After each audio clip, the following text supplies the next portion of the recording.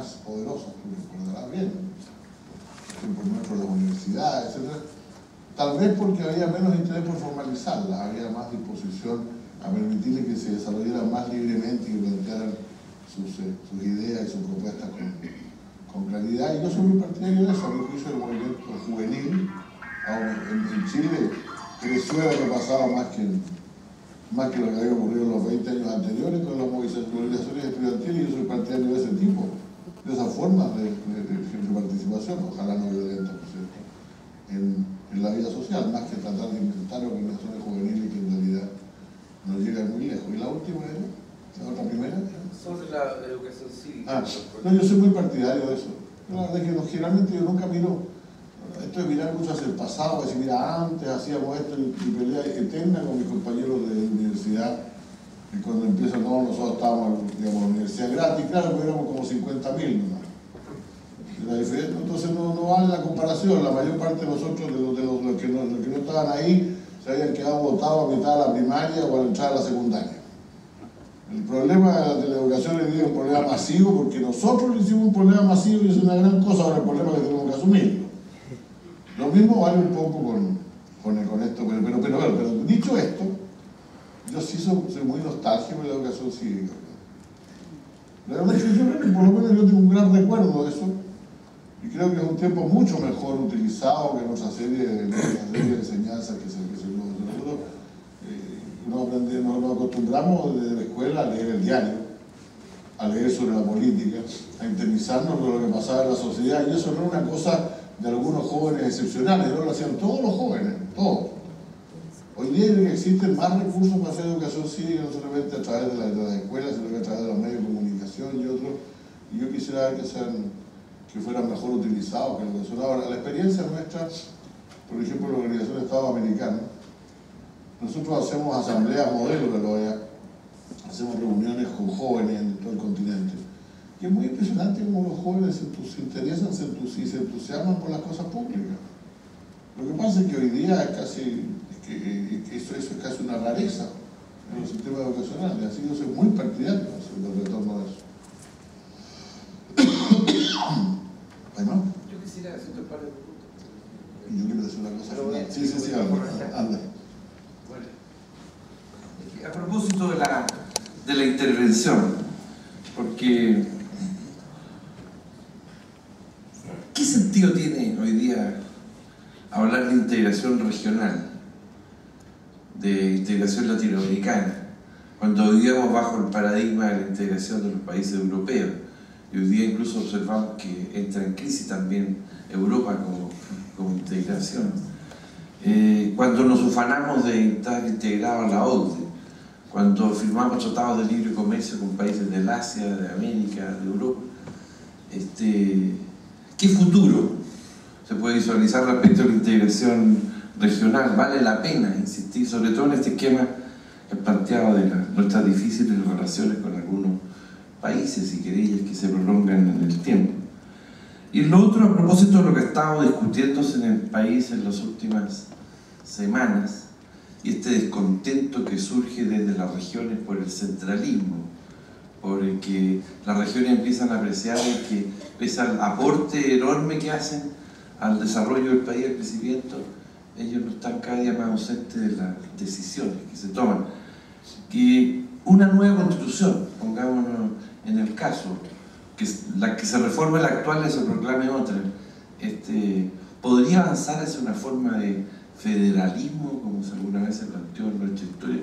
¿Cuál es tu opinión al respecto? ¿Cómo se puede resolver este problema? Más allá de las medidas económicas que se pueden tomar para fomentar el poblamiento en la región. El general Cheire me decía el otro día que encontraba vergonzoso que la política no reaccionara frente a lo del CEN, porque estratégicamente era una locura que el Estado chileno no aportara mucho más recursos en esa zona, porque bueno, son zonas limítrofes, expuestas a tensiones internacionales.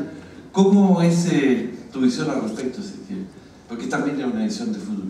Mira, los dos temas son bien entusiasmantes, por decirlo, voy a tratar de responder lo más brevemente posible. Respecto al tema de la integración, primero que nada, yo creo que la integración latinoamericana nunca ha llegado ni cerca siquiera, hoy día ni antes, de la integración europea ha sido, y otras integraciones también. Para decirlo en esta primera parte de la respuesta en 3 palabras, no existen instituciones supranacionales. Fíjense que don Eduardo Frei, como presidente de la República, la primera ley que mandó al Congreso para darle al Estado, al gobierno, la posibilidad de negociar acuerdos que entregaran determinado tipo de atribuciones, de fijación de precios, soberanos, a instituciones de integración. Desde entonces, por lo menos no ha avanzado nada. O sea, los problemas en los países, los temas de integración ni siquiera abarcan todo el comercio, ni siquiera. No hay instituciones supranacionales, no hay instituciones, no hay mecanismos de solución de controversia. O sea, un país le aplica medidas de protección a otro y el otro chilla, que generalmente los presidentes se dicen cosas por teléfono, pero no hay un tribunal. Y además no hay compensaciones para los países más atrasados. O sea, voy a hablar de la integración europea ahora mismo, pero este es un factor que ha sido clave, la integración europea, el tema de la política agrícola común, porque se juntaban países que tenían una cantidad de industria tremenda y variada, y por lo tanto iban a llenar de industrias, de sus productos industriales, a los países del sur, y los países del sur todavía tenían agricultura, o muy poco. Por lo tanto, se les dieron una cantidad de garantías por las cuales podían vender sus productos agrícolas y ganar plata con eso. Y eso fue lo que consiguió la integración europea, que con todo ha sido muy exitosa. Yo creo, sin embargo, que la integración europea, de puro exitosa que fue, se fue un poco lejos. O sea, se fue a un camino intermedio en que ni hizo una integración completa, ni se quedó con estados autónomos, que fue la moneda común. Creo que lo que mayor daño le ha hecho a la Unión Europea es el euro. Me convenció de eso. No digo que haya que suprimirlo, porque suprimirlo de repente sería una catástrofe. Pero miren ustedes, si miramos a América Latina, América del Sur, por ejemplo, hay una gran ventaja cuando hay problemas de desequilibrio entre los países, estos problemas de desigualdad, todo lo demás, y que cada uno tiene su propia moneda. Por lo tanto, que le está yendo muy mal en el comercio puede devaluar y mejorar su competitividad devaluando. O sea, hay mecanismos monetarios que pueden ser usados por los países para compensar por debilidades que se le producen en determinados momentos. Por eso grita siempre el presidente Correa, porque Ecuador, antes de que él llegara al gobierno, instaló el dólar. Entonces no tiene esa posibilidad, la misma posibilidad de devaluar que tiene Chile o que tiene Colombia o algún otro no la tiene Ecuador, por eso está perjudicado. Bueno, hicieron eso. Los europeos que sacaron una moneda común. Por lo tanto, ya la competencia no puede ser regulada a través de medidas que permitan una mejor competitividad de los países. Pero tampoco tiene un Estado común, como tiene Estados Unidos, porque en Estados Unidos también se produce el equilibrio entre los 50 estados, pero tiene el gobierno nacional que puede adoptar las medidas para corregir los desequilibrios. La Unión Europea no tiene la independencia por un lado, se pasó a la moneda común, pero al mismo tiempo no tiene las instituciones financieras lo suficientemente fuertes como instituciones presupuestarias, instituciones de ¿cómo se dice?, de gestión económica, como si fuera un Estado integrado. Entonces lo que ha pasado finalmente es que la economía naturalmente se fue desbalanceando en contra de los estados más débiles y terminó en lo que estamos ahora. Yo creo que la Unión Europea, por lo tanto, enfrenta una grave crisis, ciertamente, pero esa crisis no debe ser vista como una catástrofe de integración, sino solamente algunas medidas de integración que fueron más tempranas, fueron adoptadas más temprano de lo que debían ser en el proceso integrador. Ojalá que, no sé si eso es adecuado. La otra pregunta, la regionalización. Yo no hablaría yo creo que este país tiene una gran ventaja, ¿no? Una buena ventaja, ¿sí? Que generalmente la gente se identifica toda como perteneciente a la nación. Por ejemplo, si España es un país muy regionalizado, país casi federal. Tú le preguntas a un español de dónde es, un señor que viene por la calle con acento español y te pregunta de dónde es, no te va a decir soy español, te va a decir soy gallego, soy vasco, soy catalán. Si tú vas a Icena hoy día, te vas a preguntar de dónde es, te va a decir soy chileno, finalmente. Yo soy partidario de una nación unitaria. ciertamente no soy. Pero sí soy partidario de una zona unitaria mucho más descentralizada. Y me molesta un poco cuando la forma que esto asume es la política solamente. Lo peor que podríamos hacer sería crear regiones políticamente autónomas y económicamente dependientes.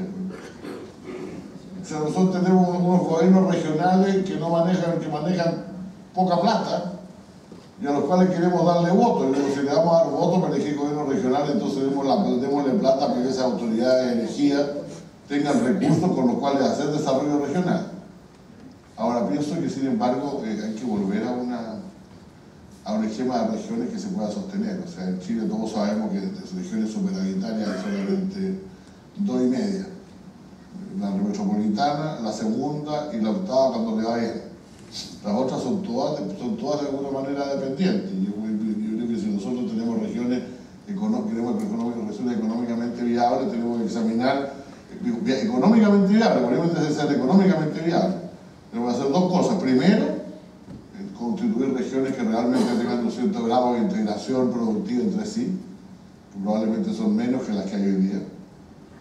Y segundo, asegurarse que los gobiernos regionales tengan financiamiento para promover el desarrollo regional. Tercero, ahí se puede empezar a elegirlo con los gobiernos regionales.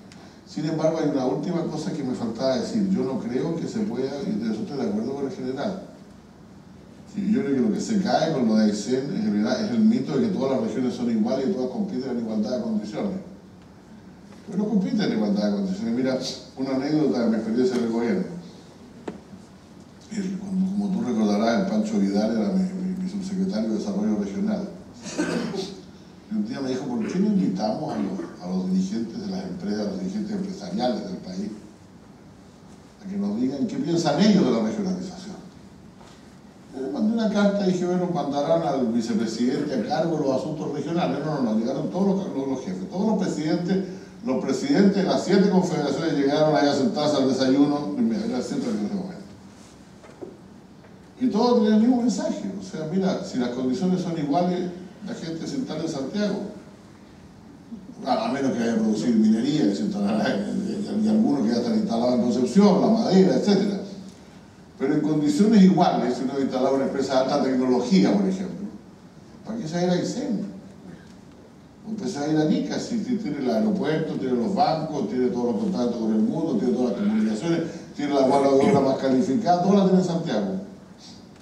Por lo tanto, si uno no le da facilidades a algunas regiones, la verdad es que no tiene ninguna posibilidad de competir, no nos engañemos en eso. No nos engañemos en eso. No es cierto que las regiones sean iguales, por Dios. Ahora, yo lamento que este tema haya surgido 2 veces en el último año, y las 2 veces no de manera conjunta, no como un asunto, por así decirlo, más complejo, en el caso de la región de la Aysén. Porque primero se discutió si a Aysén le quitábamos algo de su forma de vida para que le diera electricidad al resto del país. Y después se discutió si a Aysén le dábamos algunos subsidios para que se quedara tranquilo. Si juntarse las dos cosas debería ser parte de una política conjunta. Pero obviamente uno no le puede pedir a las regiones que le den algo al resto del país al mismo tiempo que el resto del país no le dé nada a ellos. Hay que buscar una forma de negociación con las regiones, y en ese sentido sí yo soy partidario de una mayor autonomía regional. Por lo demás, lo que decía antes, si tú sumas los kilómetros cuadrados que hay entre La Serena y Puerto Montt, es como la parte más chica del país. Entonces, finalmente, si vamos a seguir viviendo los 15 millones, de los 15 millones vamos a seguir viviendo 14 ahí, los problemas van a ser de contaminación del aire, del agua y hasta de uso excesivo del suelo. Por lo tanto, este país es bien grande, tiene más terreno que el territorio, creo que la mayor parte de los países, de todos los países de Europa. Incluso no estoy seguro si Alemania ya unificada, creo que puede tener un poquito más. Bueno, pero todos vivimos hacinados en el medio. Entonces, si vamos a desarrollar las regiones extremas, tenemos que darle los recursos para que se desarrolle, y esa es parte de la política de desarrollo. Ahora, sé que hay una cantidad de mitos económicos que están de tabú económico que están detrás de esto, pero yo, por lo menos, desde un punto de vista político, pienso que es así. Una última cosita. Cuando yo hablo de un pacto, hablo de una cosa más bien cultural, ¿no? No es que escribimos nunca un pacto. A esta hora no se pone más franco. Nunca escribimos un pacto, en ningún papel está dicho que nadie va a ser condenado por haber sido miembro de la Junta Militar o del gobierno militar, sino solamente por violación a los derechos humanos. Eso no está escrito en ninguna parte. Pero creo que fue muy fundamental para que tuviéramos la paz social que tuvimos durante todo ese tiempo. Entonces, lo que ocurrió después del 90 fue un conjunto de consensos que permitieron seguir desarrollando el país, democratizarlo, eliminando lo más posible las tensiones y pagando algunos precios importantes. Por eso a mí me gusta más que pacto, me gusta compromiso. A los italianos les gustaba compromiso porque tenía un sentido como medio feo. Porque esto no es una cosa que si uno haga a todo, uno lo hace con gusto. A veces choca con algunas cosas que cree, pero uno está dispuesto a dar algunas cosas a cambio de manera que todo el país progrese en su conjunto. Yo creo que eso es lo que se ha perdido un poco. O sea, hoy día estamos nuevamente en un periodo de exigencias extremas. Y yo, que a pesar de mi condición de socialista siempre he sido partidario de la existencia de algunos centros racionales, soy muy partidario de eso el centro racional del pacto del cual estoy hablando, que ponga la razón por delante y permita avanzar, permita que todos avancemos en conjunto en el mismo barco. A eso me refiero cuando hablo del pacto. Muchas gracias.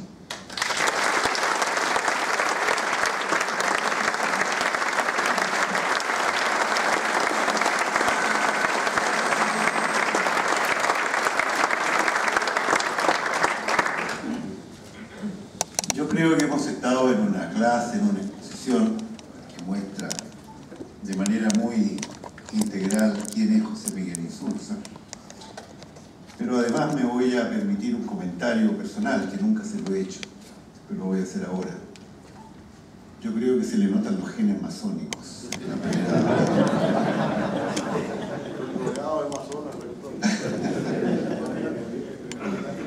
Yo quiero agradecerle particularmente a él. Esto surgió ya hace bastante tiempo atrás, nos encontramos en un almuerzo, me acerqué, le dije lo que estábamos planificando, inmediatamente aceptó venir. Y eso muestra su amplitud y su generosidad.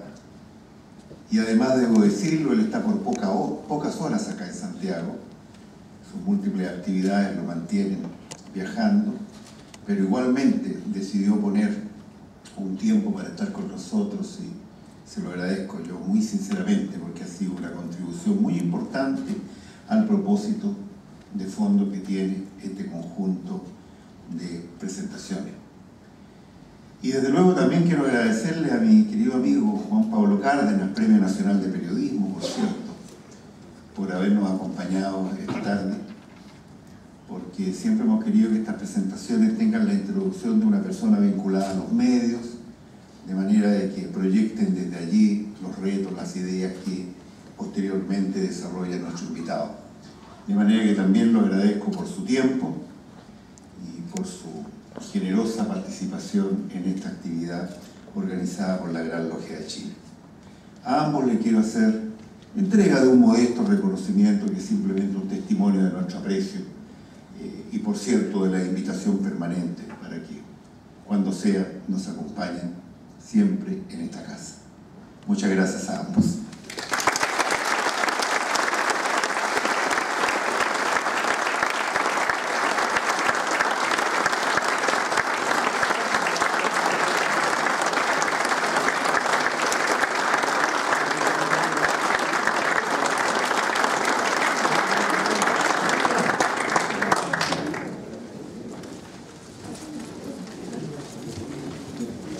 Y por cierto, quedan todos invitados a un refrigerio que se sirve acá en el salón de al lado. Muchas gracias.